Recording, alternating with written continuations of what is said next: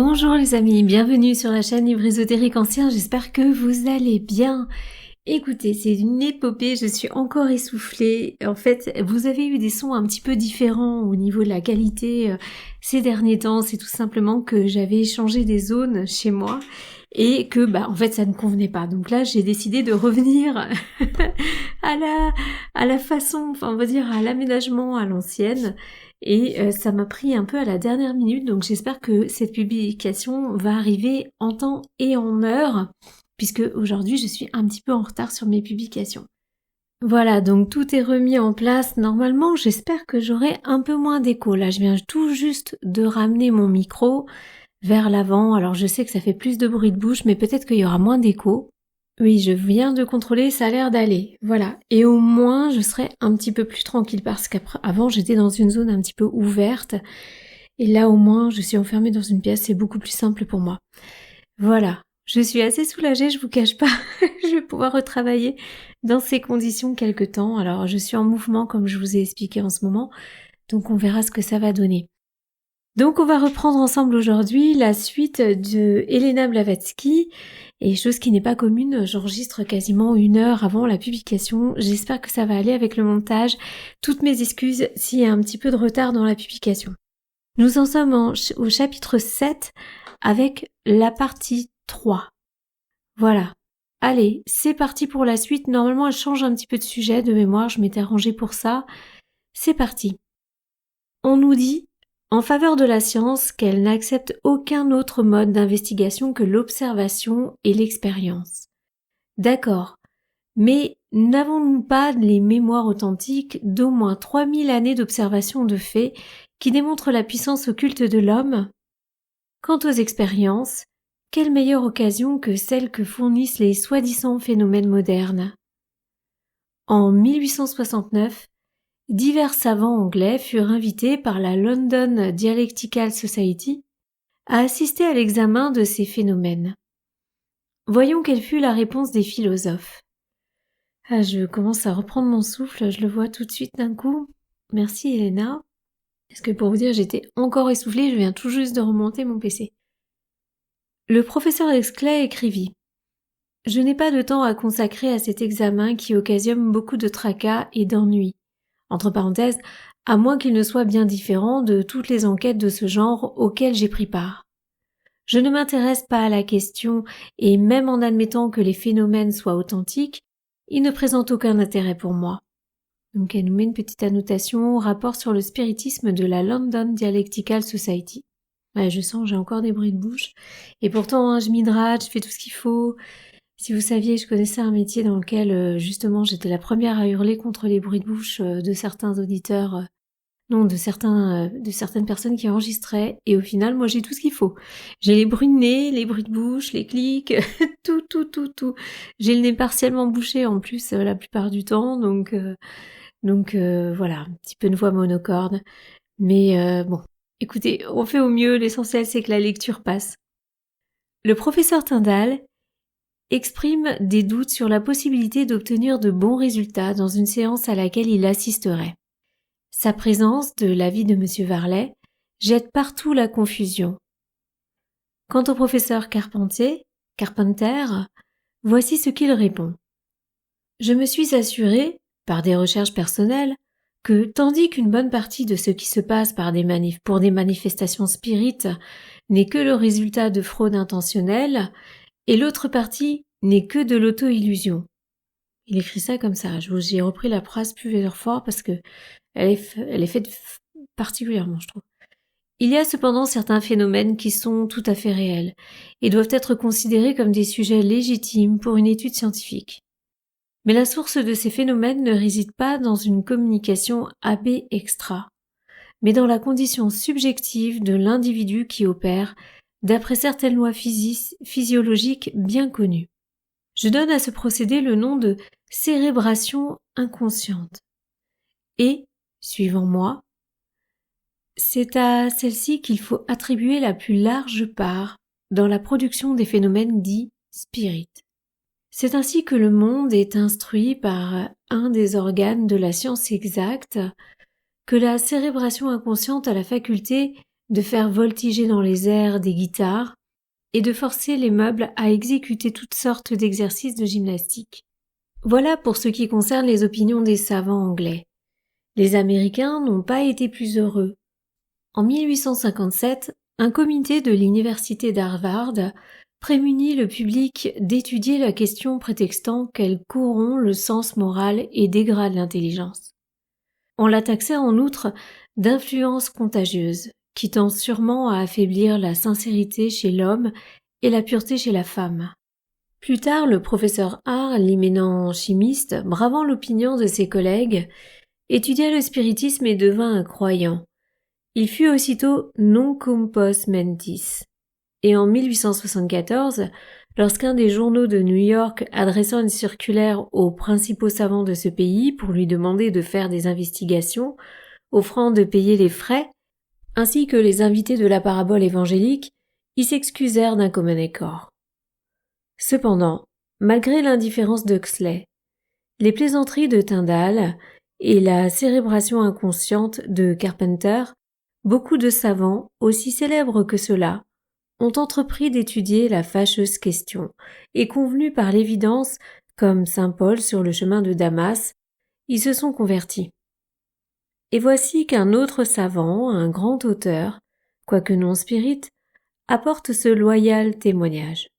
Que les esprits des morts reviennent occasionnellement parmi les vivants, où hante leur ancienne demeure, a été de tout temps et dans toutes les contrées de l'Europe une croyance fixe, non pas restreinte aux campagnards ignorants, mais partagée aussi par les intelligents.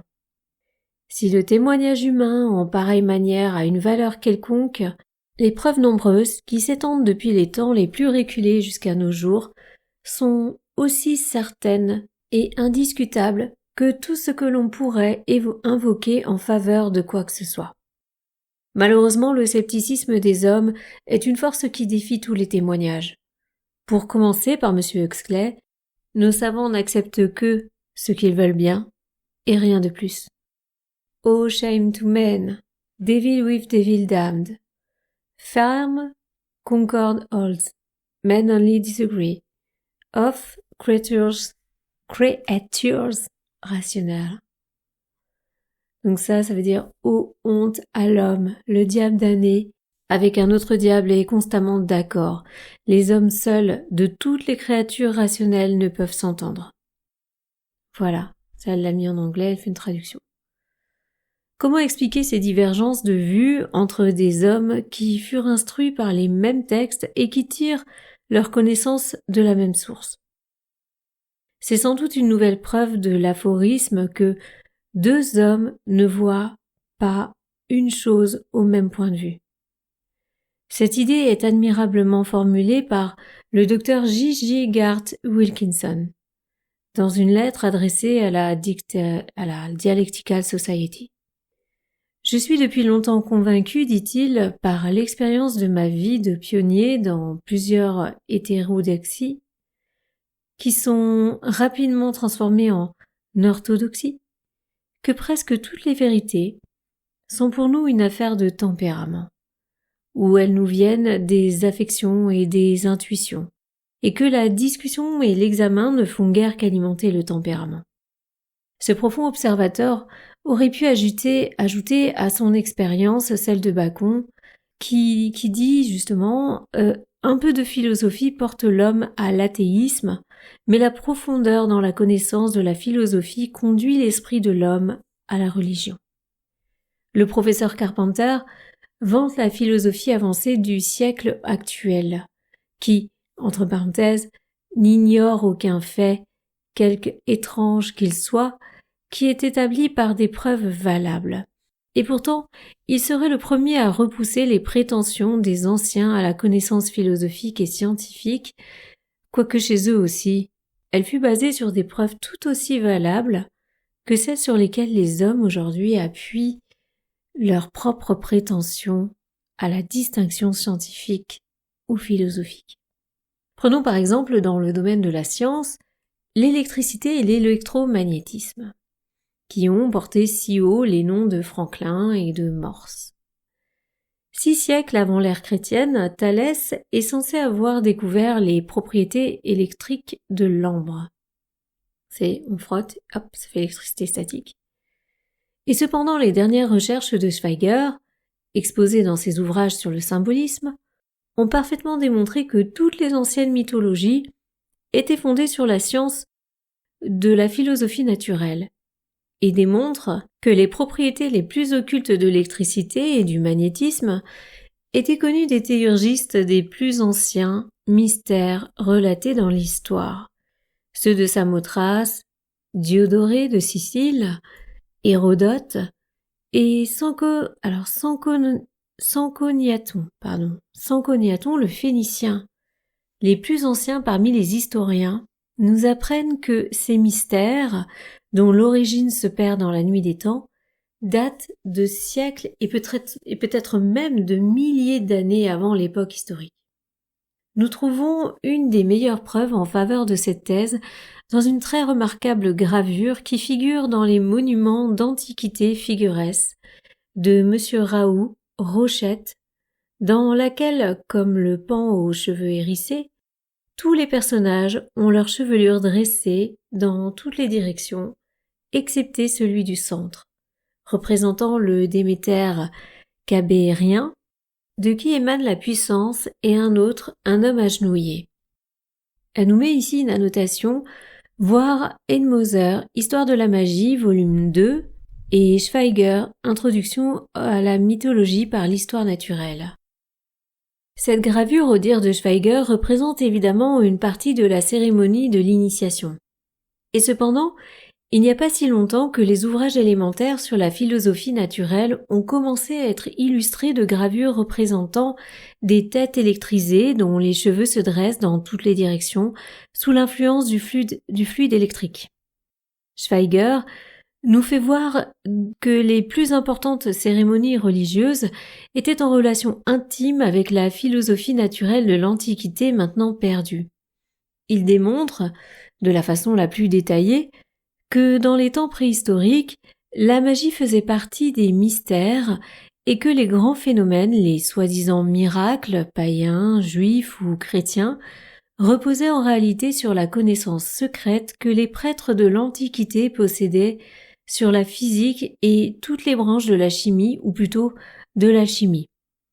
Dans le chapitre 11, qui est entièrement consacré aux merveilleuses découvertes des anciens, nous nous proposons de faire d'une façon plus complète la preuve de nos affirmations. Nous ferons voir, d'après le témoignage des classiques les plus autorisés et les plus dignes de foi, qu'à une époque bien antérieure au siège de Troie, les prêtres instruits des sanctuaires étaient parfaitement au courant de l'électricité et des paratonnerres. Donc, ça les amis, je pense que vous êtes tous au courant, il y a énormément de données qui circulent à ce sujet.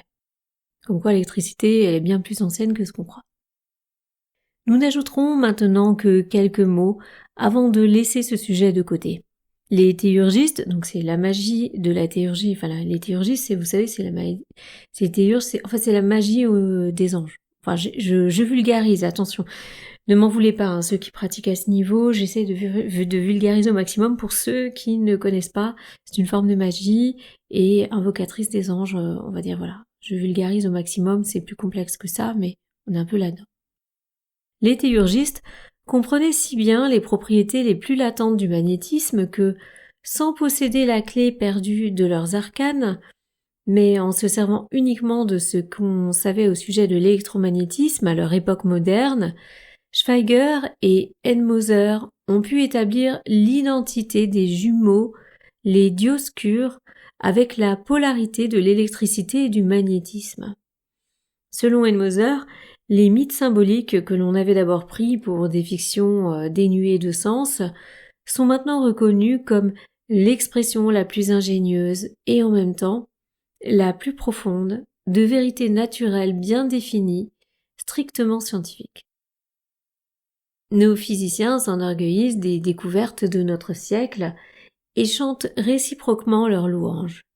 L'éloquence de leurs cours, leur phraséologie fleurie, n'a besoin que de légères modifications pour se transformer en mélodieux sonnets.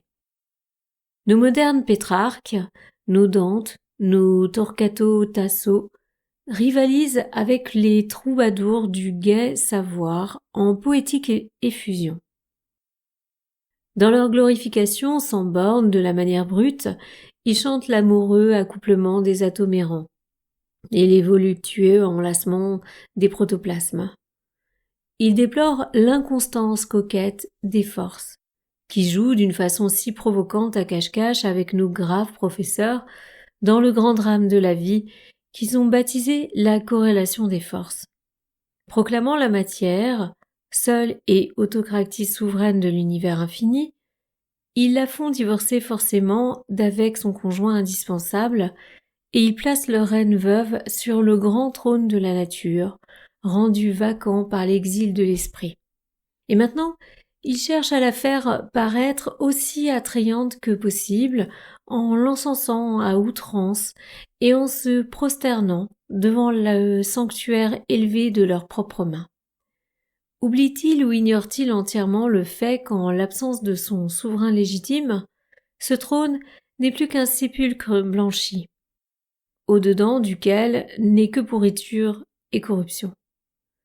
Que la matière sans esprit qui la vivifie, et dont pas le plus petit atome n'est privé, car ce n'est qu'extérieurement et en apparence qu'elle n'en est que la plus grossière scorie, pour employer l'expression des hermétistes, ou que la matière n'est qu'un corps sans âme d'un cadavre, dont les membres, pour se mouvoir dans une direction déterminée, voilà qui exige le concours d'un opérateur actif et intelligent pour actionner la grande batterie galvanique qu'on nomme la vie. Alors elle met une petite annotation sur cette immense phrase. Les occultistes n'acceptent pas l'idée de la division de la matière en ces deux classes, la matière organique et non organique. Tout atome, celui du minéral, est organique comme le reste, avec cette différence que la vie qui gît en lui est latente encore. Voilà. Des fois, en fin de compte, il faudrait juste qu'ils fassent des livres d'annotation, ce serait tellement plus simple pour nous, on comprendrait mieux. En quoi le savoir du siècle actuel est-il si supérieur à celui des anciens? On peut se poser la même question aujourd'hui. Lorsque nous parlons de connaissance, nous n'entendons point cette définition brillante et claire de nos érudits modernes pour les détails les plus insignifiants que chaque branche de la science exacte, ni cette intuition qui fait trouver un terme approprié pour chaque chose, toute insignifiante et microscopique qu'elle soit, un nom pour chaque nerf et chaque artère dans l'organisme humain ou animal, une appellation pour chaque cellule, filament ou nervure des plantes. Ce que nous attendons, c'est l'expression philosophique et définitive de toutes les vérités de la nature. On reproche aux plus grands philosophes de l'Antiquité leur ignorance de ces détails des sciences exactes dont les modernes sont si fiers.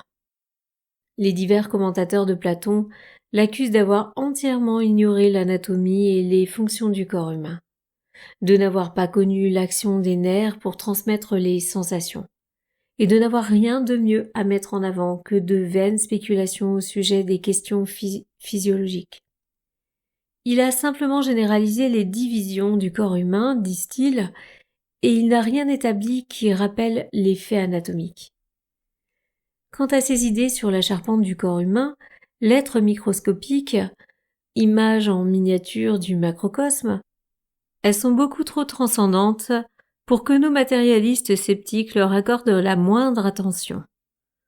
L'idée que cette charpente est comme l'univers, formée de triangles, paraît trop absurde à ses traducteurs.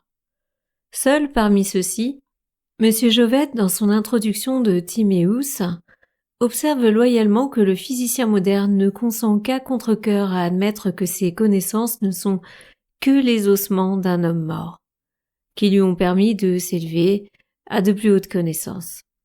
Donc là, elle signe B. Jovette, The Dialogue of Plato. Il oublie à quel point la métaphysique de l'Antiquité est venue en aide aux sciences physiques d'aujourd'hui.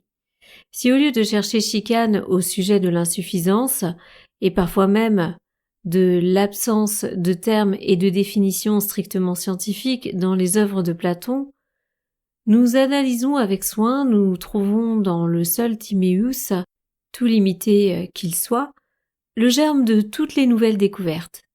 La circulation du sang et la loi de la gravitation y sont clairement mentionnées. Bien que le premier fait ne soit peut-être assez nettement défini pour repousser victorieusement les attaques réitérées de la science moderne. Car suivant le professeur Jovette, Platon ignorait totalement la découverte scientifique que le sang sort d'un côté du cœur par les artères et revient de l'autre côté par les veines, quoiqu'il savait parfaitement que le sang est un fluide toujours en mouvement.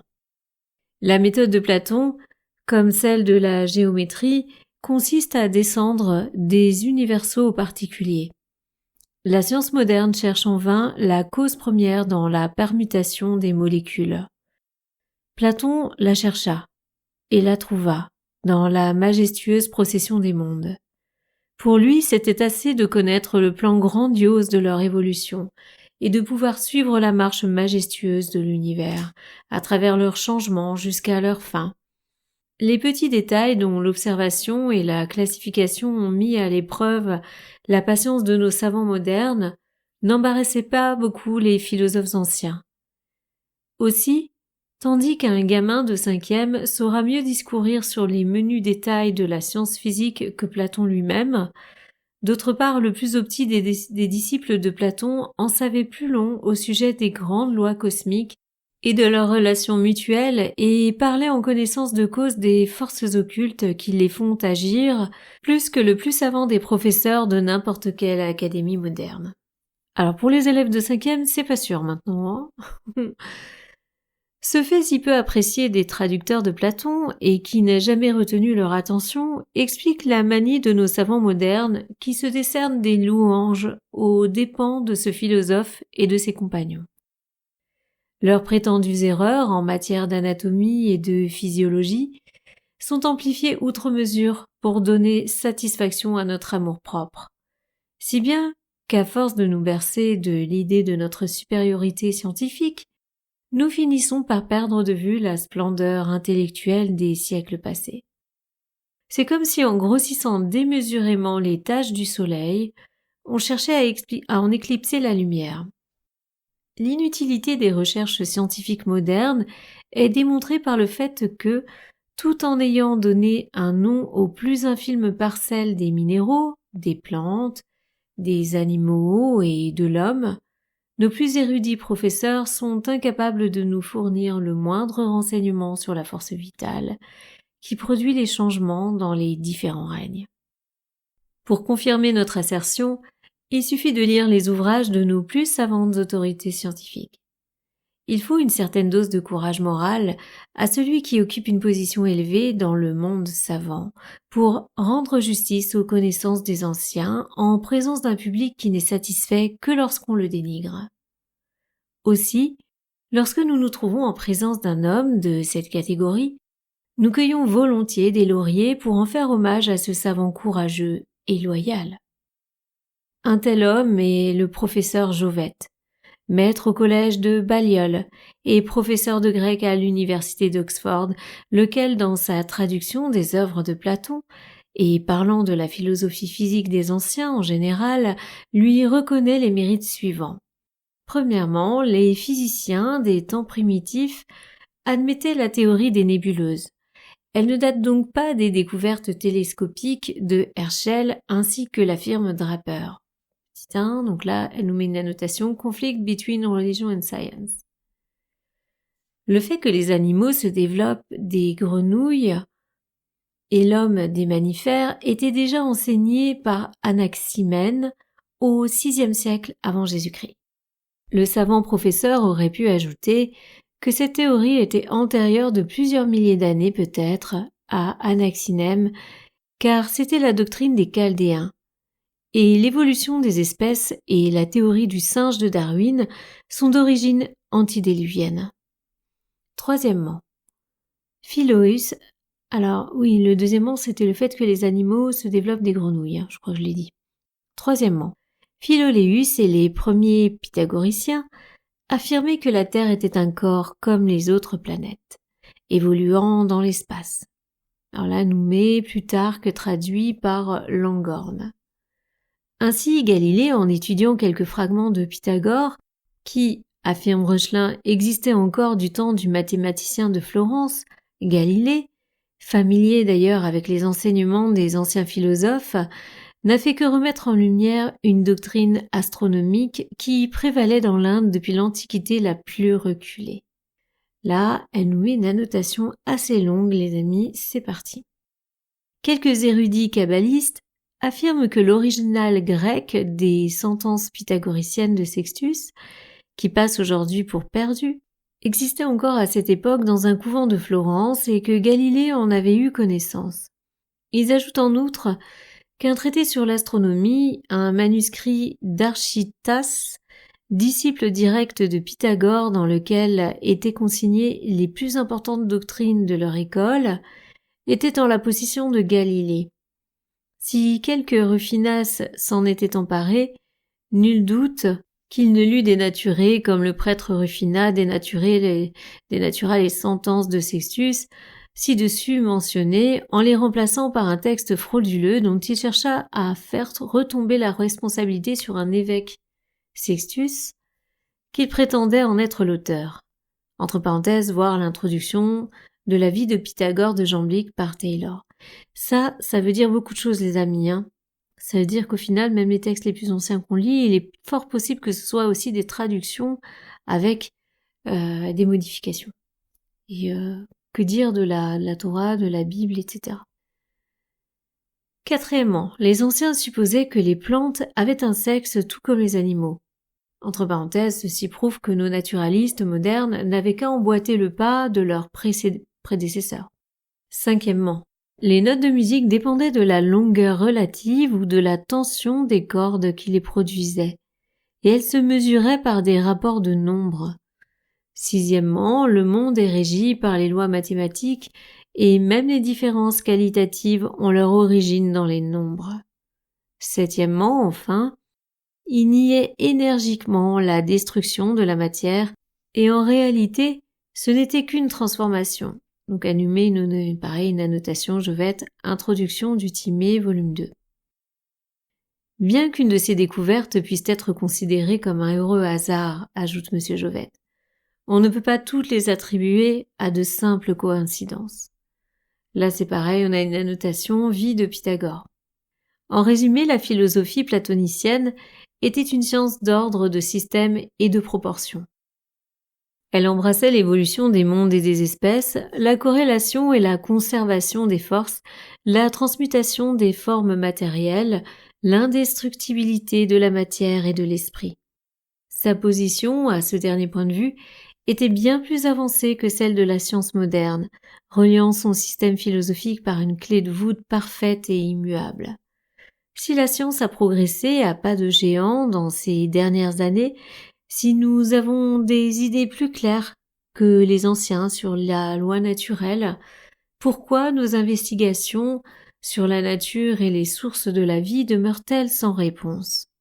Si le laboratoire moderne est, comme on le dit, plus riche en résultats de recherche expérimentale que ceux de l'Antiquité, comment se fait-il que nous ne marchions que dans des sentiers déjà battus longtemps avant l'ère chrétienne? Comment se fait-il que le sommet le plus élevé que nous avons atteint aujourd'hui ne nous permette de voir dans le lointain mystérieux des cimes inaccessibles de la connaissance que les preuves monumentales laissées par les explorateurs antérieurs pour jalonner les sites qu'ils avaient atteints et occupés avant nous? Si les maîtres modernes sont tellement en avance sur les anciens, pourquoi ne nous rendent-ils pas les arts perdus de nos ancêtres post-diluviens? Pourquoi ne nous donnent-ils pas les couleurs impérissables de Luxor, la pourpre de Tyr, le vermillon brillant et le bleu éclatant qui décore les murs de ce temple, où les teintes sont encore aussi fraîches qu'au premier jour? Pourquoi ne nous restituent-ils pas le ciment indestructible des pyramides et des aqueducs de l'Antiquité? La trempe des lames de Damas que l'on pouvait tourner comme un tire-bouchon dans leur gaine sans les rompre, Les superbes et incomparables teintes de vitraux que l'on retrouve dans la poussière des ruines antiques et qui rayonnent aux fenêtres des anciennes cathédrales. Ah, c'est un peu moins le cas en ce moment, je ne sais pas si vous avez vu, mais beaucoup de vitraux dans des églises ont été remplacés. Et souvent par des choses... franchement, moi je me demande souvent, et j'en parle autour de moi, et les personnes pensent pareil, mais où est la beauté, quoi? La beauté a vraiment disparu. Je vous ai parlé sur une des vidéos d'une abbaye en ruine que j'ai visitée, c'était juste inacceptable. Inacceptable. Enfin bref. Et le secret de la fabrication du verre malléable. Et si la chimie est si peu en état de rivaliser même avec le Moyen Âge dans une certaine branche des arts, pourquoi se vanter de quelques découvertes qui, selon toute probabilité, étaient déjà connues il y a des milliers d'années? Et oui, plus l'archéologie et la philologie font de progrès, plus humiliantes pour notre orgueil sont les découvertes que l'on fait de jour en jour. Plus glorieux aussi sont les témoignages qu'elles apportent en faveur de ceux que l'on a considérés jusqu'à ce jour, peut-être à cause de la distance qui nous sépare de leurs antiquités éloignées, comme des ignorants, pataugeant dans la boue épaisse de la superstition. Pourquoi oublierons-nous que, des siècles avant que la proue de l'aventureux génois ait fendu les vagues de mer occidentales, les vaisseaux phéniciens avaient déjà voyagé autour du globe et porté la civilisation dans des régions aujourd'hui silencieuses et désertes. Quel est l'archéologue qui osera affirmer que la même main qui donna les plans des pyramides d'Égypte, de Karnak et des milliers de monuments dont les ruines vouées aujourd'hui à l'oubli couvrent les plaines sablonneuses du Nil, n'a pas tracé ceux du monumental Nakhon Wat au Cambodge? Qui donc a gravé les inscriptions hiéroglyphiques sur les obélisques et les portiques du village indien abandonné, récemment découvert par Lord Dufferin dans la Colombie-Britannique, ou ceux des ruines de Palenque Uxmal dans l'Amérique centrale? Est-ce que les reliques que nous gardons précieusement comme des trésors, derniers souvenirs d'art depuis longtemps perdus, ne parlent pas hautement en faveur de la civilisation de l'Antiquité? Ne sont-elles pas la preuve maintes fois répétée que les nations et les continents disparus ont emporté avec eux dans la tombe des arts et des sciences que ni les premiers creusets chauffés dans un cloître au Moyen-Âge, ni la dernière cornue brisée par un chimiste moderne n'ont fait revivre encore et ne ressusciteront pas au moins dans le siècle actuel.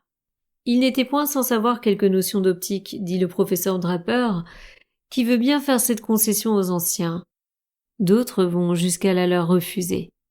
La lentille convexe, trouvée à Nemrod, prouve qu'ils avaient quelques données au sujet des instruments grossissants. Oui, s'ils n'en avaient pas eu, tous les auteurs classiques auraient donc menti.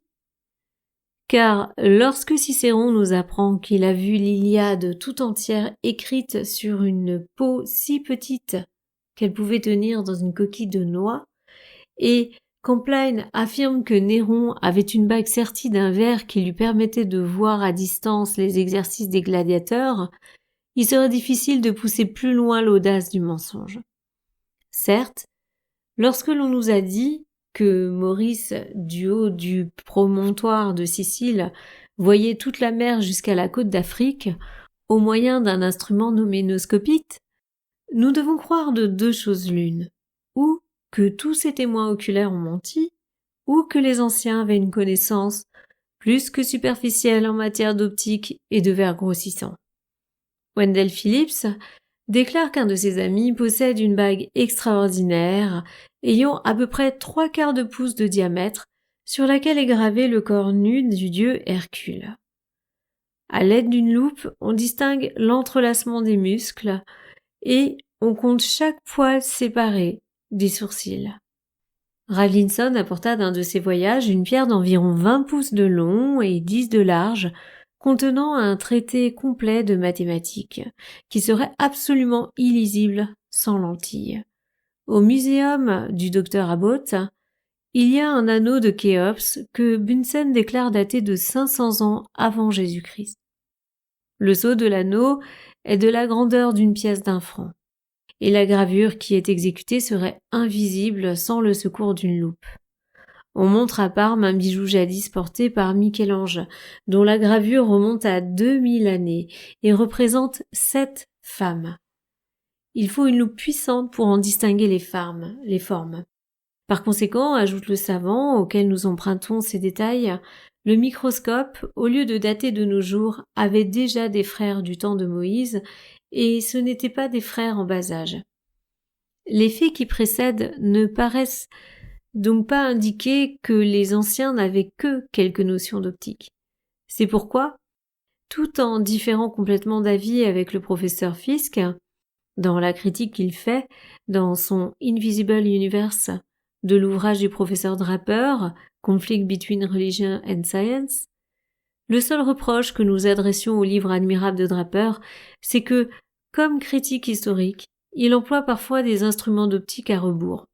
Ainsi, pour grossir le prétendu athéisme du pythagoricien Bruno, il le regarde à travers la lentille convexe, et lorsqu'il veut parler des connaissances des anciens, c'est de la lentille concave qu'il fait usage.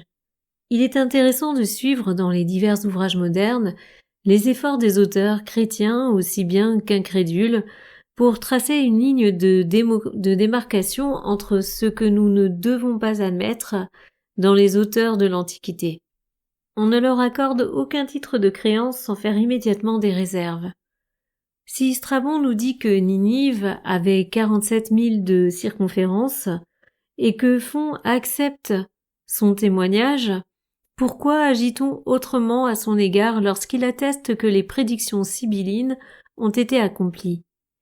En quoi consiste le sens commun d'appeler Hérodote le père de l'histoire, si on l'accuse ensuite de radotage toutes les fois qu'il rend compte de manifestations merveilleuses dont il fut le témoin oculaire? Qui sait, après tout, cette précaution est-elle plus que jamais nécessaire dès qu'on a baptisé notre époque le siècle des découvertes? Le désenchantement serait en effet trop cruel pour l'Europe. Voici que l'on enseigne maintenant dans les livres d'école que la poudre à canon, qu'on croyait être l'invention de Bacon et de Schwartz, était déjà des siècles avant notre ère employée par les Chinois pour niveler les collines et faire sauter les rochers. Draper dit qu'au musée d'Alexandrie, il y avait une machine inventée par Héro, le mathématicien, quelques 100 ans avant Jésus-Christ, qui marchait au moyen de la vapeur et avait la forme de celle que nous nommons machine à réaction. Le hasard n'a rien eu à voir avec l'invention de la machine à vapeur moderne. Alors, elle nous met conflict between religion and science toujours.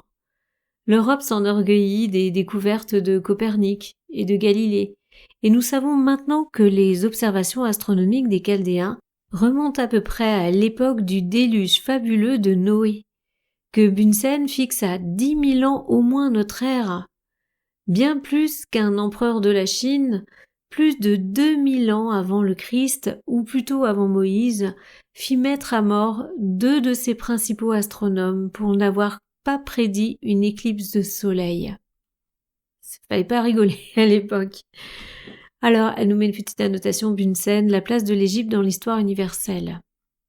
Citons comme un exemple du peu d'exactitude des notions courantes au sujet des droits scientifiques de notre siècle que les découvertes de l'indestructibilité de la matière et de la corrélation des forces, et surtout cette dernière, sont proclamées comme un de nos plus grands triomphes. C'est la découverte la plus importante du siècle présent, dit Sir William Armstrong, président de la British Association. Mais cette importante découverte n'est pas une découverte du tout. Son origine, outre qu'on en trouve des traces dans tous les ouvrages des philosophes anciens, se perd dans la nuit des temps préhistoriques. On en trouve les premiers vestiges dans les rêveuses spéculations de la théologie védique, dans la doctrine de l'émanation et de l'absorption des Védantins, enfin dans le nirvana philosophique.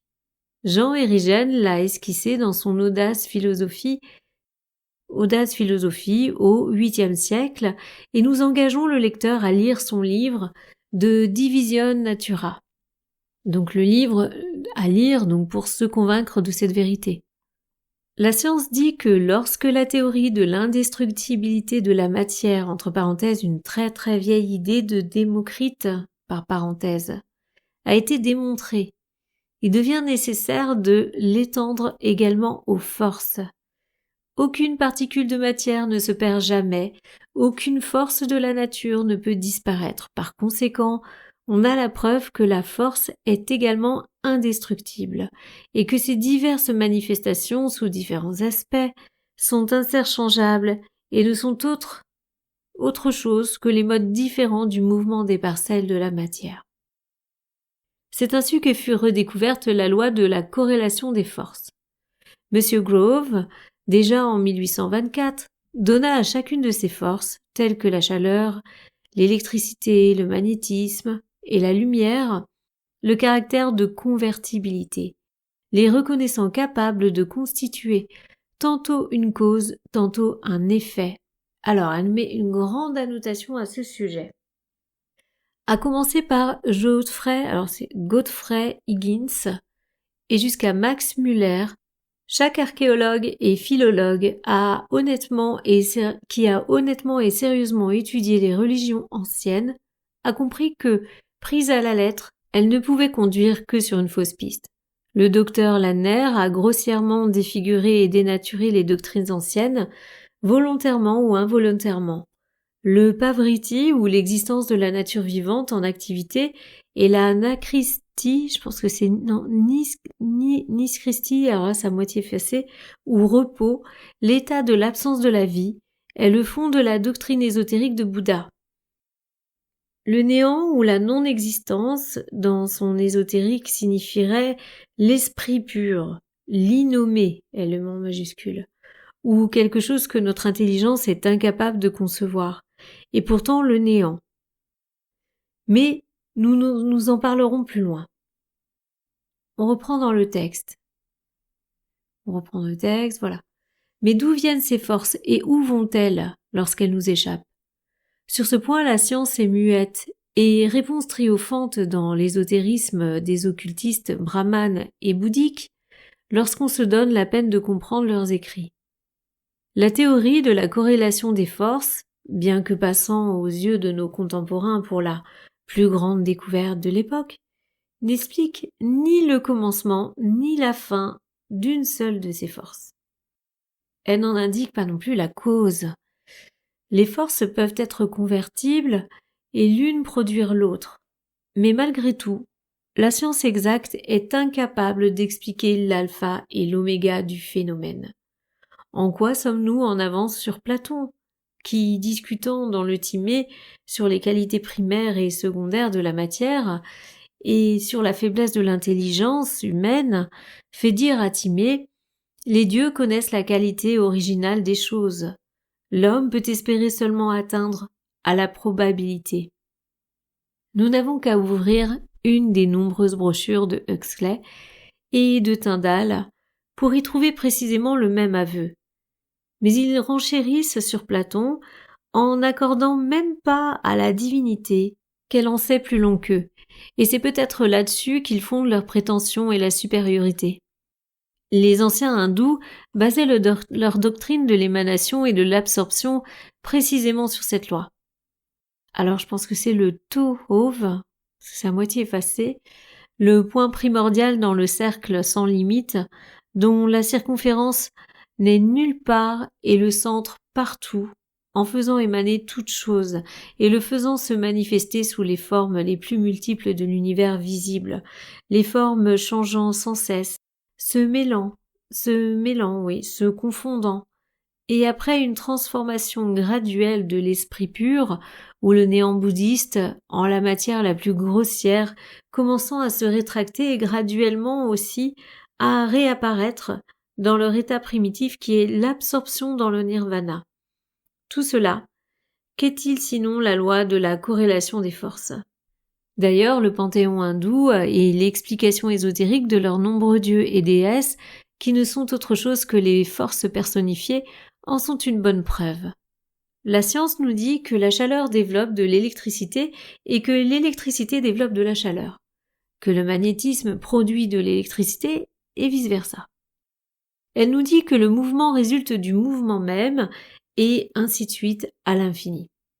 C'est l'ABC de l'occultisme des anciens alchimistes. l'indestructibilité de la matière et des forces étant découvertes et prouvée par nos savants modernes, le grand problème de l'éternité est résolu. Qu'avons-nous besoin désormais de l'esprit? Son inutilité n'est-elle point scientifiquement démontrée? Ainsi les philosophes modernes n'ont pas fait un pas au-delà de ce que savaient les prêtres de Samothrace, les hindous, et même les gnostiques chrétiens. Les premiers l'ont démontré dans l'ingénieux mythe des Dioscures, les fils du ciel, les jumeaux dont parle Schweigger, qui meurent et reviennent constamment ensemble à la vie, parce qu'il est absolument indispensable que l'un d'eux meure pour que l'autre puisse vivre. Ils savent aussi bien que nos physiciens que lorsqu'une force a disparu, elle s'est tout simplement transformée en une autre force. Bien que l'archéologie n'ait pas découvert d'appareils anciens pour ces sortes de conversions spéciales, nous sommes néanmoins autorisés à affirmer, en nous basant pour cela sur les déductions d'analogie, que presque toutes les religions anciennes étaient fondées sur cette même loi de l'indestructibilité de la matière et des forces. Plus l'émanation du tout, du feu éthéré spirituel ou soleil central, qui est le Dieu universel centralisé sur la connaissance de la potentialité duquel est aussi basée la magie théurgique. Dans le commentaire manuscrit de Proclus sur la magie, il donne l'explication suivante. De même que les amoureux procèdent graduellement de la beauté apparente dans les formes sensibles à celle qui est divine, de même les prêtres de l'Antiquité, lorsqu'ils jugeaient qu'il y a une certaine alliance et une sympathie entre les choses de la nature, entre celles de visibles et celles des forces occultes, lorsqu'ils eurent découvert que toute chose subsiste en toute chose, ils créent une science sacrée sur le principe de cette sympathie mutuelle et de cette similarité. Ils reconnaissaient par conséquent, dans les choses secondaires, les choses suprêmes, dont les premières sont l'image grossière. Ils virent dans les régions célestes les propriétés terrestres subsistant d'une façon causale et céleste, et sur la terre les propriétés célestes ramenées à la condition terrestre. Proclus signale ensuite certaines particularités mystérieuses des plantes, des minéraux, des animaux, qui toutes sont bien connues de nos naturalistes, mais dont aucune n'est expliquée. Tel est le mouvement de rotation du tournesol, de l'héliotrope et du lotus qui, avant le lever du soleil, replient leurs feuilles, enferment pour ainsi dire leurs pétales sur elles-mêmes et les étalent ensuite, petit à mesure que le soleil se lève, pour les replier de nouveau lorsqu'il redescend aux limites extrêmes du couchant.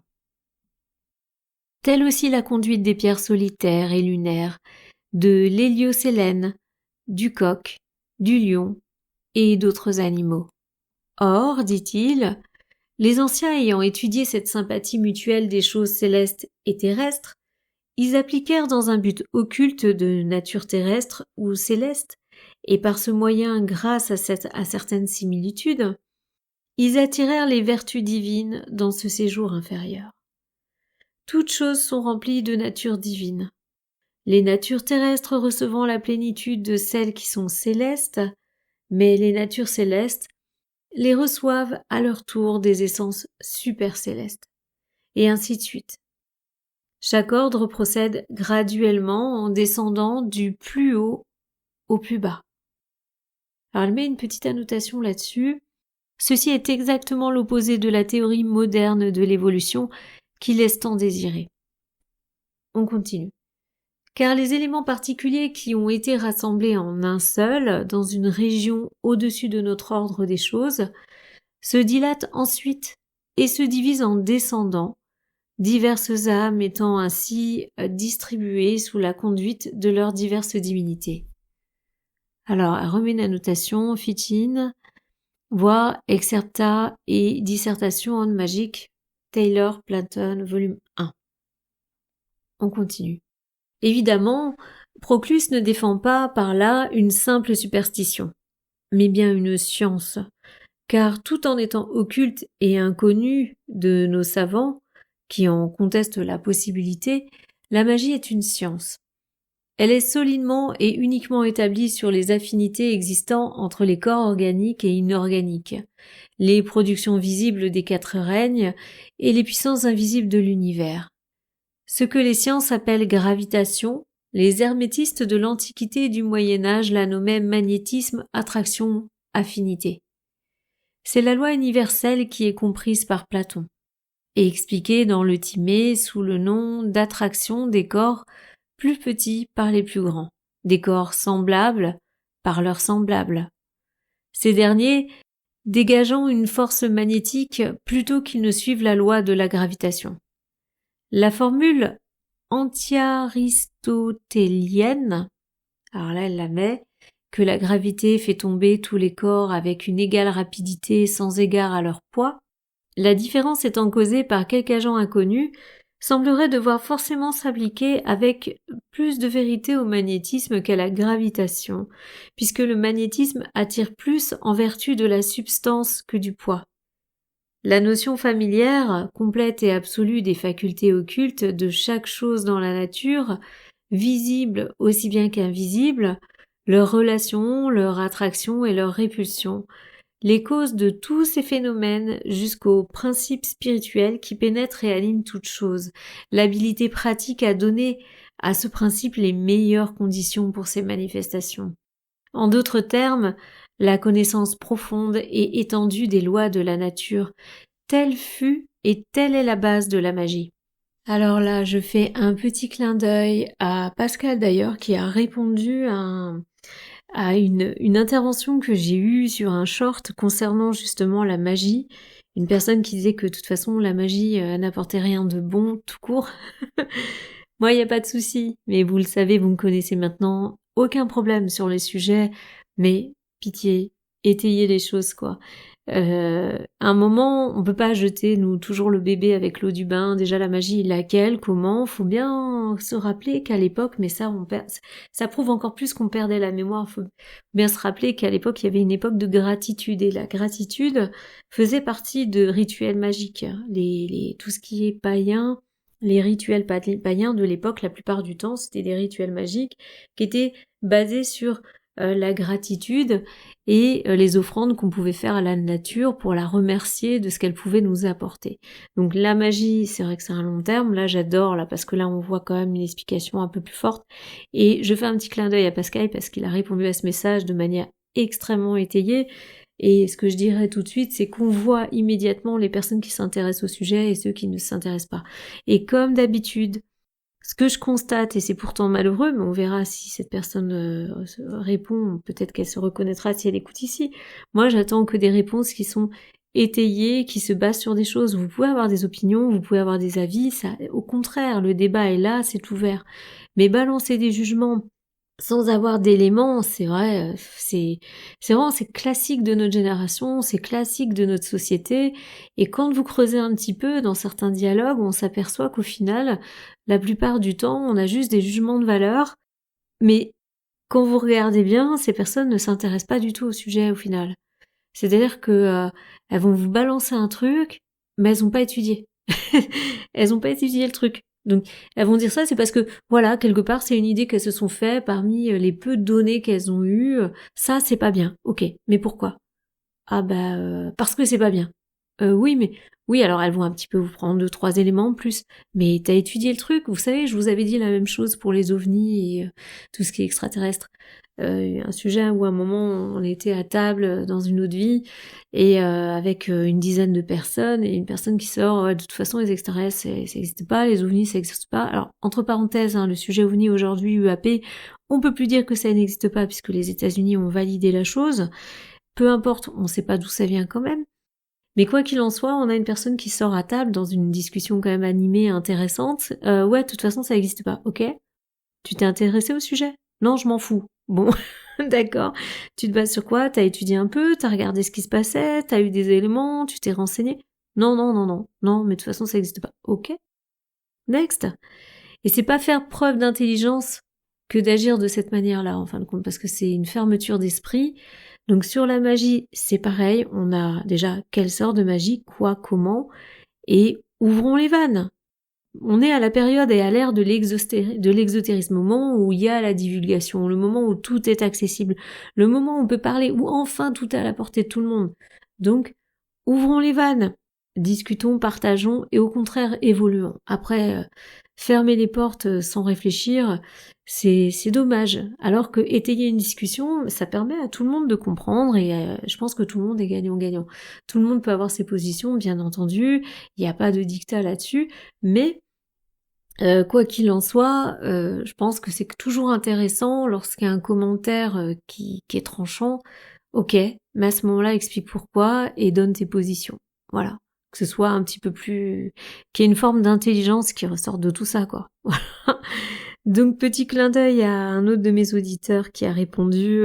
J'avais répondu aussi un petit peu, mais de manière beaucoup plus légère. Et merci pour ce mail très, cette réponse sur ce short extrêmement étayé. Et merci encore parce que j'ai aussi appris beaucoup de choses. Vous êtes quelques-uns, vous le savez, je vais pas vous donner vos noms parce que voilà, je sais que pour certains en plus il y en a qui veulent pas être cités. Donc simplement ouais, merci pour ce partage encore une fois. Pour les mails que je reçois de votre part, c'est vrai que j'avais mes enseignements personnels et la création de cette chaîne aussi m'a permis d'ouvrir un petit peu plus le champ. Je remercie aussi de cette personne puisque je me suis trompée vraiment mea culpa, j'ai honte sur un article où il se trouve que c'était une autrice, une auteure et non pas un auteur. J'en suis vraiment confuse. J'ai réparé mais de manière sur le post que j'ai écrit, sur la description de la vidéo. J'ai réparé la chose. En tout cas, je vous encourage à aller lire, à l'écouter, c'est la Nouvelle Occultisme, je crois que c'est Théier. C'est Jeanne de Théier et franchement c'est formidable, le boulot est formidable. Il y a la version numéro 1 et la version numéro 2 qui est sortie la vendredi dernier et c'est une autrice qui apparemment est passionnante et il se trouve que cet auditeur m'a écrit pour m'informer que ce n'était pas un homme mais une femme, donc encore toutes mes excuses, comme quoi il faut vraiment que j'aille chercher un petit peu plus sur ces personnes qui font ces articles, parce que souvent moi je lis, vous savez que j'ai énormément de revues, donc je prends les articles, mais je vais pas forcément m'affermer. Quand je connais pas les auteurs, je vais pas plus loin. Ce qui m'intéresse c'est le texte, mais je vais essayer de le faire un peu plus. Bon, je vous cache pas que j'ai beaucoup d'articles qui sont déjà pré-programmés là jusqu'à Noël voire début janvier, mais pour les suivants, promis, je vais faire un peu plus de recherche. Et c'est vrai que je remercie aussi cet auditeur s'il m'écoute ici parce que je pense que je vais m'intéresser à ce qu'il a fait à ce sujet, au sujet de cet auteur et pourquoi pas le lire ici sur la chaîne s'il est d'accord. Voilà. Et en tout cas, merci pour ces partages. Voilà. Je vais continuer. Je vais pas m'étaler plus. Mais vous avez vu, j'ai fait moins de commentaires que d'habitude. Hein. Donc je me calme un petit peu en ce moment. En passant en revue dans ses notes sur les revenants et les fantômes, ça doit être bien.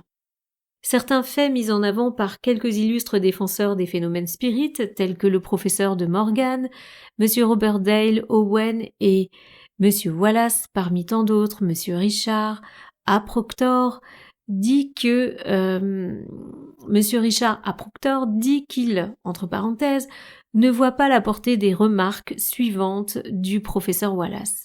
Comment peut-on réfuter de pareilles preuves, dit Wallace en parlant d'un récit de Owen. Les preuves de cette nature, tout aussi fondées, sont produites par des centaines, mais on n'essaie même pas de les expliquer. On les ignore, et dans bien des cas, on prétend qu'une explication est impossible. À ceci, M. Proctor répond avec infiniment d'esprit que, comme nos philosophes déclarent que depuis longtemps, ils ont résolu que ces histoires de revenants ne sont que des illusions. Par conséquent, ce qu'il y a de mieux à faire, c'est de les ignorer. Ils sont fort ennuyés de voir présenter de nouvelles preuves et faire de nouveaux convertis. Quelques-uns de ceux-ci étant assez déraisonnables pour demander à ce qu'on fasse une révision de la cause en se basant sur ce que le premier jugement allait à l'encontre de toute évidence. Ça a toujours été, ça sera toujours. J'en parlais sur une autre de mes vidéos, mais là on vient d'apprendre qu'au niveau médical, il y a une pratique de diagnostic qui vient d'être stoppée maintenant et recommandée en tant que inutile et au contraire pas suffisamment caractéristique pour détecter quelque chose. C'est une pratique qu'on fait c'est quelque chose au niveau de la sédimentation. C'est une pratique qu'on fait depuis, je dirais des dizaines d'années. Puis à l'époque, tout le monde disait que c'était bien, et aujourd'hui, on est en train de dire, ouais, au final, c'est pas bien. Je pense que vous avez eu le cas sur pas mal de choses. Et le problème, c'est que la science s'arrête toujours à ce qu'on sait le jour même. C'est-à-dire qu'aujourd'hui, on dit ça, et puis plus tard, on dira, alors que d'autres préviennent, non mais attendez, attention, il faut principe de précaution, on ne sait pas, c'est peut-être non, il peut y avoir des problèmes. Oui, mais non, la science a dit que, les médecins que, alors Dieu a dit. Je vous rappelle qu'il n'y a pas si longtemps que ça, on préconisait de faire des saignées quand on allait mal. Hein, c'était il n'y a pas si longtemps que ça. Il n'y a pas si longtemps ça aussi, on voit bien, Hildegarde avait bien dit qu'il fallait faire chauffer les plantes, tout ça, le corps quand il y avait des fièvres. Peu de temps après, on a redit que non, surtout, il fallait pas s'hydrater, j'en ai déjà parlé. Il fallait pas s'hydrater, il fallait surtout refroidir le corps au maximum, et que ça coupait la fièvre. Aujourd'hui, on dit encore l'inverse. Donc, je dis ça, je ne dis rien, mais vous savez très bien à quoi je pense. De toute façon, vous écoutez pas ici par hasard aussi certaines choses. Mais voilà, on a une donnée à un moment donné. Par contre, je pense qu'aujourd'hui, il est évident qu'il se produit des faits qui sont entre guillemets surnaturels. Et comme je le dis souvent, peu importe si tout est une illusion, si c'est du fake ou quoi que ce soit, imaginez si juste un élément, un événement est vrai. Un seul. Si parmi tous ces vidéos qu'on voit, si une seule de ces vidéos est bonne et vraie, mais tout ce que ça veut dire, est-ce que ça justifie? Sans parler des états modifiés de conscience, j'en ai parlé avec quelques-uns par mail et aussi de temps en temps sur certaines vidéos. Vous savez qu'il existe des groupes d'expérienceurs. Aujourd'hui, beaucoup de personnes plus jeunes sont équipées aussi et n'ont pas été bercées justement dans tout ce côté érudit ou voilà, l'hémorragie Vaudan, tous ces trucs-là, tout l'aspect New Age en fait des années 2000 et même un peu avant. Et il se passe des choses en termes de sortie astrale, en termes de rêve lucide, alors que vous parlez à une personne de génération des 80-70 ans, il y en a très peu aujourd'hui qui vont comprendre ce que c'est un rêve lucide. Vous voyez, alors que la jeune génération, pour elle, mais c'est une évidence. Donc ça montre bien qu'il y a une évolution aussi des corps et des âmes, tout comme voilà, la science aussi bouge. Et il faut savoir aussi garder une certaine ouverture et peut-être parfois des principes de précaution sur certaines choses, car on ne sait pas tout. Voilà, c'est pas parce que on a une science aujourd'hui au taquet que on peut absolument se baser sur tout. Je pense qu'on est très très loin encore de certaines choses et il y a qu'à voir le bond qu'on a fait déjà. Enfin quoique ces derniers temps, je sais pas trop, mais quand même. Voilà. Enfin, vous savez très bien ce que je veux dire.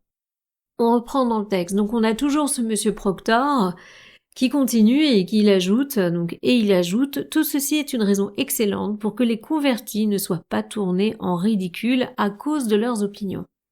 Mais il s'agit de mettre en avant quelque chose de plus probant si l'on veut que les philosophes donnent leur temps pour étudier la question. Il faut pouvoir prouver que le bien-être de l'humanité est largement en jeu dans cette affaire, tandis que la nature triviale de toute histoire de revenants est admise même par les convertis à cette croyance. Il faut pouvoir prouver que le bien-être de l'humanité est largement en jeu dans cette affaire, tandis que la nature triviale de toute histoire de revenants est admise même par les convertis à cette croyance. Ok. Madame Emma Hardinge Britton, a réuni un grand nombre de faits authentiques tirés des journaux mondains et scientifiques qui tentent de démontrer avec quel sérieux nos hommes de science remplacent quelquefois le sujet irritant des revenants et des fantômes. Elle reproduit d'un journal de Washington le rapport d'un des conclaves solennels qui eut lieu le soir le 29 avril 1854. Le professeur Hart de Philadelphie, l'éminent chimiste, si universellement respecté pour son caractère individuel, ainsi que pour sa vie de travail pour la science, fut malmené jusqu'à être réduit au silence par le professeur Henry, aussitôt qu'il toucha au spiritisme. L'attitude impertinente d'un des membres de la American Scientific Association, dit l'auteur, fut sanctionnée par la plupart des membres de ce corps distingué et endossée ensuite par tous les autres dans le procès-verbal. Alors ce procès-verbal, c'est Modern American Spiritualism. Enfin, c'est relaté dans ce journal. Le matin suivant, dans le compte-rendu de la session, le Spiritual Telegraph commenta de la manière suivante les événements de la soirée. Il semblerait qu'un sujet de cette nature, présenté par le professeur R, serait capable d'intéresser tout spécialement les savants. Mais la American Association for the Promotion of Science décida qu'il ne valait pas la peine d'attirer son attention, vu qu'il était dangereux de s'en occuper et que, par conséquent, il déposerait la requête sur le bureau. Ok, alors on a une annotation qui dit « Le nom exact et complet de cette savante société est The American Association for the Advancement of Science ». On l'appelle toutefois pour simplifier The American Scientific Association. Ok, on revient. Donc, celle-ci décida que ça ne valait pas la peine d'attirer son attention vu qu'il était dangereux de s'en occuper et que par conséquent, il déposerait la requête sur le bureau. N'oublions pas à ce sujet de rappeler que la American Association for the Promotion of Science aborda, pendant la même session, une discussion très savante, très étendue, très grave et très profonde sur la cause qui faisait que les coqs chantaient entre minuit et 1h du matin. Vous n'avez pas l'impression qu'aujourd'hui, dans les médias, c'est un peu pareil pour nous? Franchement. Eh oui, moi j'ai quand même eu un sujet, un matin sur ma radio, dans ma voiture, qui parlait de comment se brosser les dents. Ce sujet mérite certainement toute l'attention des philosophes. Là, il parle des coqs, qui chantent entre minuit et 1h du matin. Il met en outre largement en jeu le bien-être de l'humanité entière. Et oui, comme se brosser les dents, c'est vraiment le bien-être de l'humanité entière. Par contre, vous racontez qu'on a vu un truc dans le ciel la veille, ça, vous parlez d'aurore boréale, quoi que ça commence. Mais moi, dans ma région, les aurores boréales, on a eu encore la semaine dernière, quoi. Et bien sûr, associé avec un vent du Sahara. Il suffit que l'on exprime la croyance qu'il existe une mystérieuse sympathie entre la vie de certaines plantes et celle des êtres humains pour être aussitôt tournée en ridicule. Malgré cela, les cas sont nombreux et bien prouvés qui démontrent la réalité de cette affinité. Il y a eu des personnes qui sont tombées malades en même temps que l'on déracinait un arbre, planté le jour de leur naissance, et qui sont mortelles le jour où l'arbre mourut. Et vice-versa. On a vu un arbre planté dans les mêmes conditions s'étioler et périr simultanément avec la personne à la naissance de laquelle il avait été planté. Monsieur Proctor dirait sans doute du premier cas que c'était un effet de l'imagination, et que le second est une curieuse coïncidence. Alors, là-dessus, j'ai quelque chose à dire. J'ai quelqu'un un jour qui est né dans les îles qui m'a raconté que souvent dans sa famille, lorsqu'un enfant naissait, on mettait quelque chose au pied d'un arbre, c'est-à-dire qu'on enterrait sous un arbre un objet lié à l'enfant. Il pouvait y avoir aussi également peut-être un cheveu ou une petite mèche de cheveux ou ce genre de choses, et avec un vêtement de l'enfant qu'il aurait porté au tout début. Et lorsque la personne mourait, on remettait sous cet arbre un autre objet qui concernait la personne. Donc ça pouvait être un t-shirt, ce genre de choses, avec également peut-être si c'est pas des cheveux, autre chose, un petit morceau d'ongle ou quoi que ce soit, qu'on remettait sous la terre, et que c'était traditionnel et que c'était très important puisque on disait que l'arbre et la personne vivaient en symbiose tout au long de la vie, donc la force de l'arbre allait être apportée à la personne dont on avait mis des choses sous l'arbre. Et apparemment c'est traditionnel depuis de nombreuses générations. Et on gardait aussi quelque chose de famille en famille, donc c'était aussi de génération en génération, c'était une pratique qui continuait comme ça. On continue un petit peu, on va pas tarder à s'arrêter par contre. Max Muller cite un grand nombre de cas dans son essai On Manner and Customs. Il montre que cette tradition populaire existe dans l'Amérique centrale, dans l'Inde et l'Allemagne. Donc là, il parle de la relation entre l'arbre et l'homme. Il s'ensuit la trace presque dans toute l'Europe. Il l'a constaté chez les guerriers maoris, dans la Guyane anglaise et en Asie. Alors justement, cette personne est en Guyane. Passant en revue les Research into the Early History and Making de Tyler, ouvrage dans lequel il a réuni beaucoup de ces traditions, le grand philologue fait les observations très justes que voici. Si on les trouvait que dans les récits hindous et allemands, nous pourrions les considérer comme appartenant aux anciens Aryens. Mais lorsque nous les racontons, alors attention, Aryens, c'est pas les Aryens à la Seconde Guerre. C'était bien avant. Je vous rappelle que là, le texte, il est bien avant la Seconde Guerre. Mais lorsque nous les rencontrons encore dans l'Amérique centrale, il ne nous reste plus qu'à admettre une communication ultérieure entre les colons européens et les conteurs américains, ou bien à chercher s'il n'y a pas d'éléments intangibles et véritablement humains dans cette soi-disant sympathie entre la vie des fleurs et celle de l'homme. La génération actuelle, qui ne croit à rien en dehors de l'évidence superstitielle de ses sens, rejettera sans doute jusqu'à l'idée d'une sympathie de cette nature, entre les plantes et les animaux et même les pierres. La taie qui couvre leur vue interne les empêche de voir autre chose que ce qu'il est impossible de nier. L'auteur du dialogue asclépien, nous en fournit la raison, qui pourrait peut-être s'appliquer au temps présent et expliquer une épidémie d'incrédulité. Dans notre siècle, comme alors, il y a une déplorable séparation entre la divinité et l'homme. On ne croit ni n'entend plus rien en faveur du ciel, et toute voix divine est nécessairement réduite au silence. Je vous laisse méditer sur cette phrase en ce moment. C'est pas le cas pour tout le monde, mais quand même, on peut dire qu'en Europe, on est un petit peu sur ce terrain quand même. Ou comme le disait l'empereur Julien, la petite âme du sceptique est une vérité subtile, mais elle ne voit rien d'une vision saine et profonde. Nous touchons à la fin d'un cycle, et nous sommes évidemment dans un état de transition. Ça vous rappelle rien? Ça en est quelques années quand même bien avant.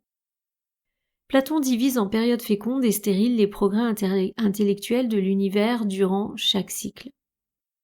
Dans les régions sublunaires, les sphères des divers éléments restent éternellement en parfaite harmonie avec la nature divine, mais, dit-il, leur partie en raison d'une trop étroite proximité de la terre et de leur conjonction avec le terrestre, c'est-à-dire la matière et par conséquent le royaume du mal, sont quelquefois d'accord et quelquefois en désaccord avec la nature divine. Lorsque ces circulations, qu'Eliphas Lévi nomme les courants de lumière astrale, dans l'éther universel, qui contient en lui chaque élément, s'opère en harmonie avec l'esprit divin, notre terre et tout ce qui lui appartient jouit d'une période fertile. Les puissances occultes des plantes, des animaux et des minéraux sympathisent magiquement avec les natures supérieures, et l'âme divine de l'homme est en parfaite intelligence avec ses natures inférieures. Mais pendant les périodes stériles, ces dernières perdent leur sympathie magique, et la vue spirituelle de la majorité du genre humain est aveuglée au point de perdre toute notion des pouvoirs supérieurs de son propre esprit divin. Là, on est en plein dedans, les amis. Nous sommes dans une période stérile, le XVIIIe siècle, durant lequel la fièvre maligne du scepticisme s'est si violemment déclarée, a greffé l'incrédulité comme un mal héréditaire sur le XIXe siècle. L'intellect divin est voilé, seul son cerveau animal raisonne. La magie était anciennement une science universelle entièrement entre les mains d'un savant sacerdotal. Quoique le foyer en fût jalousement gardé dans les sanctuaires, ses rayons illuminaient tout le genre humain. Comment expliquerait-on autrement l'extraordinaire identité de superstitions, de coutumes, de traditions et même de sentences répétées sous la forme de proverbes populaires si répandus d'un pôle à l'autre qu'on rencontre exactement les mêmes idées chez les Tartares et les Lapons que chez les peuples du Midi de l'Europe, chez les habitants des steppes de la Russie et chez les aborigènes de l'Amérique du Nord et du Sud. Tyler démontre par exemple qu'une des anciennes maximes de Pythagore, ne tissonnez point le feu avec un glaive était aussi populaire chez une foule de nations qui n'ont jamais eu la moindre relation entre elles. Il cite de Plano Carcini qui constate que cette tradition était fort répandue chez les Tartares déjà en 1246. Un Tartare ne consentirait à aucun prix à planter un couteau dans le feu, ni à le toucher avec un instrument tranchant ou pointu, de peur de couper la tête du feu. Le Kandchadal du nord de l'Asie le considère encore un grand péché. Les Indiens Sioux du nord de l'Amérique ne toucheraient le feu ni avec une aiguille, ni avec un couteau, ni avec un instrument tranchant. Les Kalmouks partagent cette frayeur et un abyssin mettrait plutôt son bras nu jusqu'à l'épaule d'un brasier plutôt que de se servir auprès de lui d'un couteau ou d'une hache. Tyler qualifie également tous ces faits de curieuses coïncidences. Toutefois, Max Müller pense qu'ils perdent beaucoup de leur force par le fait qu'ils sont basés sur la doctrine de Pythagore. Toute sentence de Pythagore, ainsi que c'est le cas pour la plupart des anciennes maximes, a une double signification. Et tandis qu'elle a un sens physique-occulte, exprimé littéralement dans son propre contexte, elle renferme un précepte de morale qui est expliqué par Jamblique dans sa Vie de Pythagore. Ce, entre guillemets, ne tisonnez point le feu avec un glaive, est le 9e symbole dans le protreptyque de ce néoplatonicien. Ce symbole, dit-il, exhorte à la prudence. Il fait voir qu'il ne faut pas opposer des mots tranchants à un homme plein de feu et de colère, et ne pas discuter avec lui. C'est bon à savoir ça. Car par des paroles impolies, vous troublerez et irriterez un ignorant, et vous-même vous en souffrirez. Héraclite, de son côté, interprète ce symbole de la même manière. Il est difficile, dit-il, de lutter avec colère, car on ne peut plus faire ce qui est nécessaire pour racheter son âme. En se laissant aller à la colère, beaucoup de personnes changent les conditions de leur âme et rendent la mort préférable à la vie. Mais en maintenant sa langue et en restant calme, l'amitié naît du conflit, le feu de la colère étant éteint, et vous-même ne paraissez pas dépourvu d'intelligence. Ça, c'est important. Donc ça, c'est signé Jamblique de Vita Pythag. Les scrupules nous assaillent par moments, nous doutons de l'impartialité de notre jugement, de notre compétence à critiquer avec tout le respect qui leur est dû les œuvres grandioses de nos philosophes modernes. Tyndall, Huxley, Spencer, Carpenter et quelques autres. Dans notre amour immodéré pour les hommes des temps anciens, les sages primitifs, nous avons toujours craint de dépasser les limites de la justice et de refuser aux autres les titres auxquels ils ont droit. Mais petit à petit, cette crainte naturelle a disparu, en présence de renforts inattendus. Nous avons constaté que nous étions d'un faible écho de l'opinion publique qui, malgré les obstacles, a trouvé quelque soulagement dans des articles pleins de valeur répandus dans les journaux du pays. Un de ces articles est paru dans le numéro de la National Quarterly Review de décembre 1875 sous le titre « Nos philosophes sensationnels aujourd'hui ». C'est un article très bien écrit, discutant sans crainte les prétentions de beaucoup de nos savants à des découvertes nouvelles sur la nature de la matière, sur l'âme humaine, l'intelligence, l'univers, etc. Comme quoi il y en a quand même. Comment l'univers est venu à l'existence, etc. Le monde religieux a été fortement impressionné, dit l'auteur de l'article, et non peu ému des paroles d'hommes comme Spencer, Tyndall, Huxley, Proctor et quelques autres de la même école.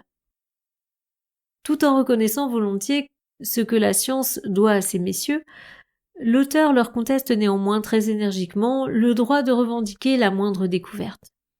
Il n'y a rien de nouveau dans les spéculations, même des plus avancés parmi eux, rien qui ne fût connu et enseigné sous une forme ou une autre il y a des milliers d'années. Il ne dit pas que ces savants présentent leurs théories comme s'ils les avaient découvertes, mais il laisse croire la chose, et les journaux font le reste. Le public, qui n'a ni le temps ni l'envie d'examiner les faits, adopte de confiance l'opinion des journaux et s'étonne du résultat. Ouais, ça non plus, ça n'a pas changé. Les soi-disant inventeurs de ces étonnantes théories sont attaqués dans les journaux.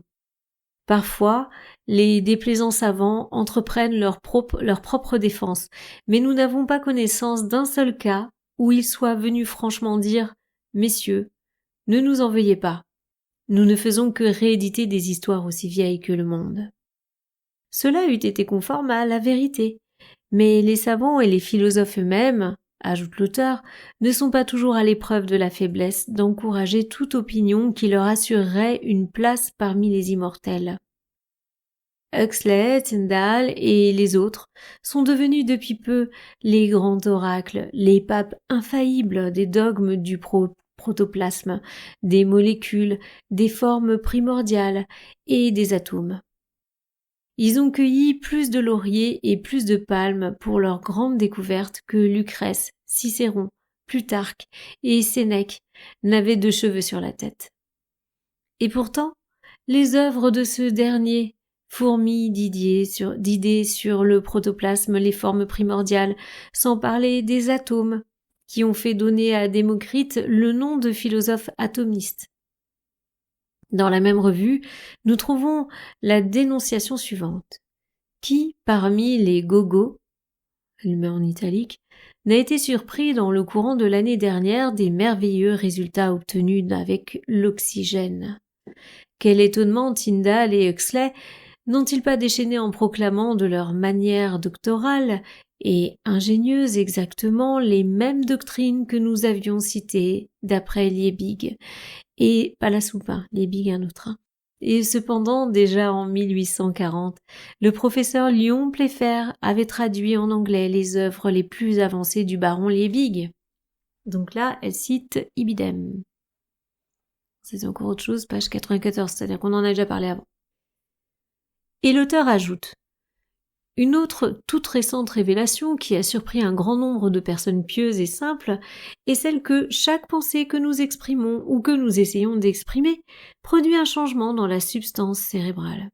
Mais nos philosophes n'avaient qu'à consulter le livre du baron de Liebig pour trouver cela et bien d'autres choses encore. Ainsi, par exemple, ce savant proclame que la physiologie a des raisons suffisantes et décisives pour formuler l'opinion de chaque pensée, chaque sensation. Chaque sensation est accompagnée d'un changement dans la composition de la substance cérébrale, que chaque mouvement, chaque manifestation de force est le résultat d'une transformation dans sa structure ou de sa substance. » Elle la note Force and Matter. Ainsi, dans les sensationnelles conférences de Tyndall, nous pouvons suivre page par page les notions de Liebig entremêlées de temps en temps de pensées encore plus anciennes empruntées à Démocrite et autres philosophes païens. Tout son bagage scientifique consiste en un pot pourri d'anciennes hypothèses élevées par la grande autorité du jour au rang de formules quasi démontrées et présentées avec cette phraséologie pathétique, pittoresque, mielleuse et hautement éloquente qui lui est propre. Ça faisait longtemps qu'on n'avait pas pu le style d'Helena. Et c'est vrai que aujourd'hui, par contre, c'est un peu plus difficile de faire ça parce que on a quand même la possibilité de recouper les données. Aujourd'hui, à l'époque, c'était pas le cas. Et je vous en avais déjà parlé de ça, que souvent dans les livres, on avait les copies des uns sur les autres. On a des passages de livres que vous pouvez retrouver ailleurs, ils se copiaient les uns les autres, en fait. Le même chroniqueur nous fait voir en outre nombre d'idées identiques et les matériaux nécessaires pour démontrer les grandes découvertes de Tyndall et d'Huxley dans les ouvrages de Dr. Joseph Priestley, auteur de Dissertation on Matter and Spirit, dissertation sur la matière et l'esprit, et même dans la philosophie de l'histoire de Herder. Priestley, dit cet auteur, ne fut pas inquiété par le gouvernement, uniquement parce qu'il n'avait pas l'ambition d'acquérir la renommée, en criant du haut des toits ses opinions athées. Ce philosophe est l'auteur de 70 à 80 volumes et il a découvert l'oxygène. C'est dans ses nombreux ouvrages qu'il a mis en avant des idées identiques à celles qui ont été trouvées si saisissantes, si hardies, etc. chez nos philosophes modernes. Nos lecteurs, ajoute-t-il, se souviennent de l'émotion produite dans le monde philosophique par les déclarations de quelques-uns de nos idéologues modernes sur l'origine de la nature des idées. Mais ces expressions, comme beaucoup d'autres qui les ont précédées, ne contenaient rien de nouveau. Une idée, dit Plutarque. Une idée est un être incorporel qui n'a point d'existence par lui-même, mais qui donne une figure et une forme à la matière informe, et devient ainsi la cause de sa manifestation. Ça c'est, entre parenthèses, Plutarque de Placitio Philosophorum. Certes, pas un athée moderne, sans en excepter M. Huxley, ne peut dépasser Épicure en matérialisme. Il ne peut que le singer. Qu'est-ce que son protoplasme, sinon un réchauffé de spéculation des Shwabavika ou panthéistes hindous qui affirment que toutes choses, les dieux aussi bien que les hommes et les animaux, sont issus de Shvabhava, ou leur propre nature. Quant à Épicure, voici ce qui lui fait dire Lucrèce. Voici ce que lui fait dire Lucrèce. L'âme produite de la sorte doit être matérielle, parce que nous la voyons sortir d'une source matérielle, parce qu'elle existe et qu'elle existe seule dans un système matériel, parce qu'elle est nourrie d'aliments matériels, qu'elle se développe avec le corps, mûrit avec lui et décline lorsqu'il déchoit, d'où il suit que soit qu'elle appartienne à l'homme. D'où il suit que, soit qu'elle appartienne à l'homme, soit qu'elle se trouve dans le corps de la brute, elle doit mourir à sa mort. Oui, c'est pas très bien écrit, mais c'est écrit comme à l'époque. Rappelons toutefois au lecteur qu'Épicure parle ici de l'âme astrale, et non de l'esprit divin. Et oui, et là, c'est quoi la différence à ce stade-là où elle écrit ? Parce que tous ces noms ont encore changé aujourd'hui. Et selon les sociétés secrètes, d'après ce que je sais, ces termes n'ont pas du tout la même interprétation non plus entre elles. Cependant, si nous comprenons bien ce qui précède, le protoplasme du mouton de M. Huxley est une très ancienne origine et peut revendiquer Athènes pour son berceau et le cerveau du vieil Épicure.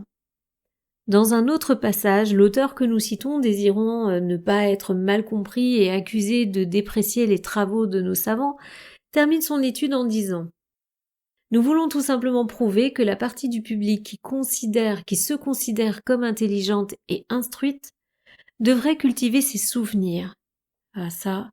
Et se rappeler mieux qu'il ne le fait les penseurs avancés du passé. Ce sont surtout ceux qui, soit à la tribune, soit dans la chair, entreprennent d'instruire les autres qui devraient ne pas oublier aussi facilement les anciens. Et il y aurait ainsi moins de conceptions mal fondées, moins de charlatanisme et surtout moins de plagiat qu'il y en a. Et c'est vrai que eux, ils en avaient beaucoup. Et c'est une petite annotation et une signature d'annotation, The National Quarterly Review, décembre 1875, page 96. On continue. Cudworth remarque avec raison que la plus profonde ignorance dont nos prétendus sages modernes accusent les anciens est leur croyance à l'immortalité de l'âme. Comme le vieux sceptique grec, nos savants ont peur, s'ils admettent l'existence des esprits et des apparitions, d'être obligés d'admettre aussi l'existence de Dieu, et rien ne leur paraît trop absurde pourvu qu'ils réussissent à tenir à l'écart l'existence de Dieu. La grande armée des matérialistes de l'Antiquité, pour sceptiques qu'ils nous paraissent aujourd'hui, pensait différemment. Épicure, qui rejetait l'immortalité de l'âme, croyait néanmoins aux dieux, et Démocrite reconnaissait formellement la réalité des apparitions. La plupart des sages de l'Antiquité croyaient à la préexistence et au pouvoir divin de l'esprit humain. C'est sur cette foi que la magie de Babylone et de la Perse, la magie de la Babylone et de la Perse fondait sa doctrine de Macaïstie. Les oracles chaldéens que Pléthore et Psellus ont tant commenté, exposaient et amplifiaient leurs témoignages dans ce sens. Zoroastre, Pythagore, Épicharme, Empédocle, Kébert, Euripide, Platon, Euclide, Philon, Boeth. Alors je pense que c'est Boeth, mais c'est Boeth. Virgile, Cicéron, Plotin, Jamblique, Proclus, bon, alors là on n'a pas fini, Célius, Synesius, Origène et enfin Aristote lui-même, loin de nier notre immortalité, la soutiennent très formellement. Comme Cardon et Pompanatus.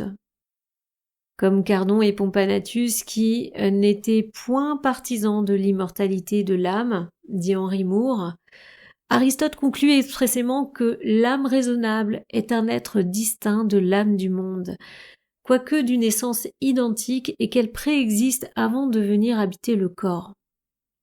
Des années sont écoulées depuis que le comte Joseph de Maistre écrivait une phrase qui, si elle s'adapte à l'époque voltairienne pendant laquelle il vivait, s'appliquerait encore bien mieux à notre ère de scepticisme. J'ai entendu, dit cet éminent écrivain, j'ai entendu et lu des plaisanteries sans nombre de l'ignorance des anciens qui voyaient toujours des esprits partout. Il me semble que nous sommes bien plus imbéciles encore que nos ancêtres, en nous obstinant à n'en voir jamais nulle part. Je vais la lire à nouveau. Alors c'est de Demestre, soirée de Saint-Pétersbourg, elle a mis en annotation. J'ai entendu et lu des plaisanteries sans nombre sur l'ignorance des anciens qui voyaient toujours des esprits partout. Il me semble que nous sommes bien plus imbéciles encore que nos ancêtres, en nous obstinant à n'en voir jamais nulle part.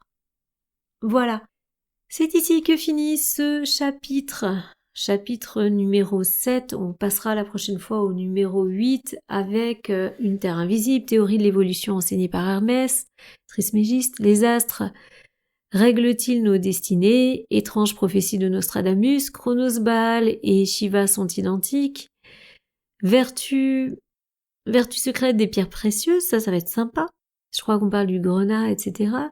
Alors aujourd'hui sont des pierres fines, mais à l'époque ça s'appelait encore précieuses. Belle entourée de nuages, la chance, mot vide de sens. Le soleil n'est point incandescent. La lune exerce-t-elle une influence sur la végétation? La musique des sphères, problème d'un médecin. Qu'est-ce qui cause les épidémies? Fantôme sidéral de Lévi, rappel d'un aigle des nuages, les habitants du seuil. Ce que l'homme a été, ce qu'il est et ce qu'il peut être, Dieu, l'esprit universel, le nirvana, la béatitude finale. Voilà. Eh bien écoutez, j'espère que ça vous a plu. Si vous êtes toujours là, bravo à vous. Merci pour votre écoute, merci pour vos soutiens, merci pour les soutiens que j'ai reçus, que ce soit les likes, les petits commentaires, vos messages également. Merci à vous encore et encore. J'espère que ça vous a plu et on se rejoint la prochaine fois sur la chaîne Livre Ésotérique Ancien pour la suite de la lecture. Je vous fais de gros bisous et je vous dis à bientôt sur la chaîne. À bientôt, gros bisous.